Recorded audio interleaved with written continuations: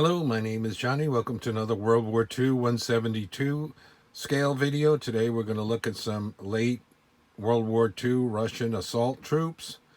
A little kit review out of the box. If you'd like, please subscribe, hit that notification bell, like, reply, and share.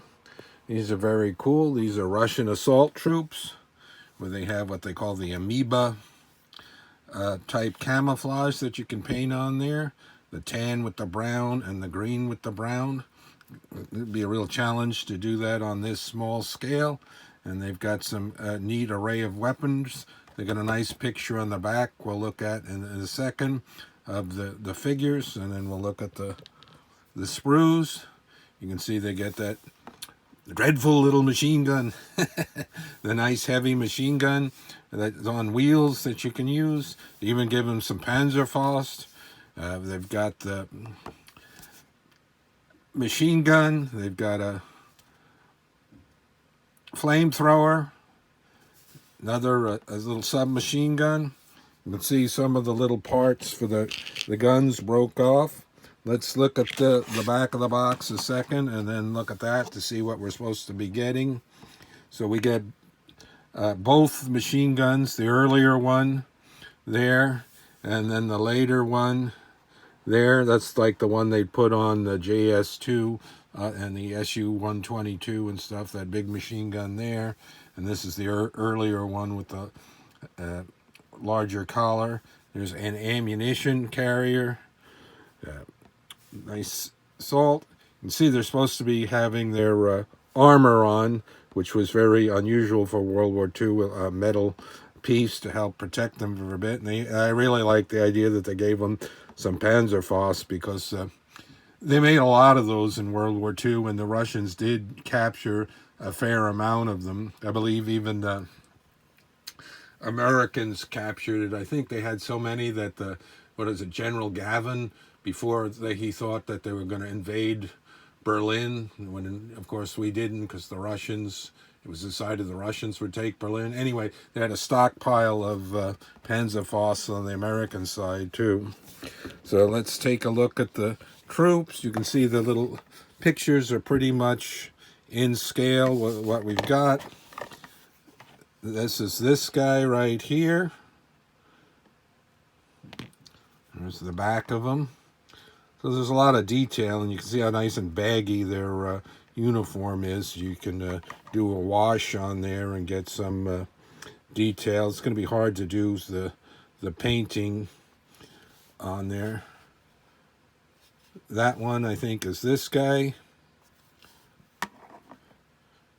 I think I'll just show it this way, and then I'll flip it over. We've got this guy down here, calling up for that ammunition. There's this guy that works that machine gun. I'll look at these closer in a second. There's the ammo carrier. There's the cool one with the Panzerfaust right there. And it is going to be a challenge to try to get some of the camouflage on there. And I also have some other ones, other brands besides this, that have this sort of thing, which I'll show in the future. And I think I did one already. And let's see, got that guy charging there. Another one just holding his gun. You can see they do have a fair amount of flash on there, especially on their helmets. So I'm going to have to get a fresh blade in my X-Acto to try to trim that off before these are painted.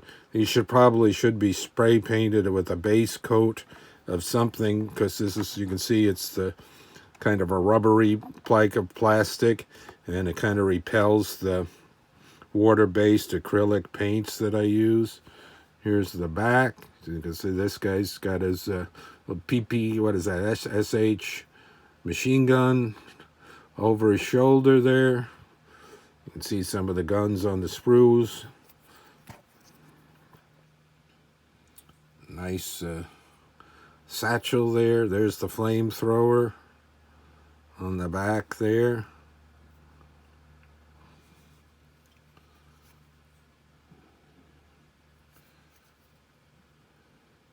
He's got a machine gun there on the back. He does too, so lots of firepower, lots and lots of firepower for these. So these were used like in the assault or Berlin. Here's more of the parts and pieces. This is the frame. I believe I have everything they're supposed to be. Here's the other gun. On one of the guns I noticed that it wasn't quite the right length. So they're not 100% on everything. There's the gun there. It goes in there. Got the little shield around it, so that goes on the bigger base. And then on there's more of the wheels. Guns there. So basically, that one is like that. And this one has more of the base like there, that where it looks like almost it was going to be like a seat or something for them. See that part right there.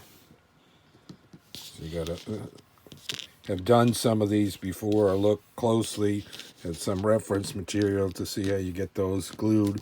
And this, you might want to use crazy type glue, the Silonite glue, instead of regular, to make this stick.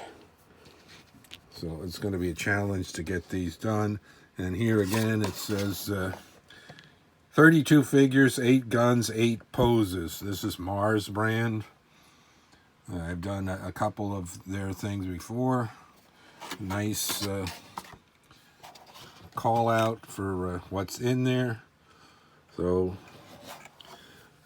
mine are going to look exactly like that, but they might look something like that. And then I base them on little cardboard square bases, and about that big or so, depending on if I put 1 or 2 or 3.